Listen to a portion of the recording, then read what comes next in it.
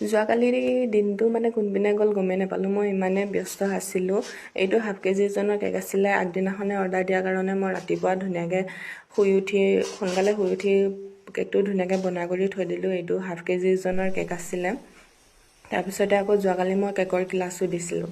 কেকৰ ক্লাছৰ মাজতে আকৌ ইমাৰ্জেঞ্চি কেকৰ অৰ্ডাৰ দুটা আছিলে। তেওঁলোকক মানে লাগে বুলি কোৱাৰ কাৰণে বনাই দিলোঁ আৰু ডিজাইনটো ভাবি থকা একদম সময় নহ'ল।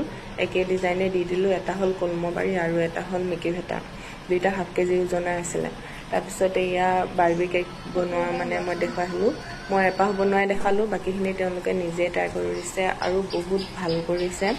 এই বাজনী টিকলি এজনীও আছে, ধুনীয়া একদম মৰম লগা হয়।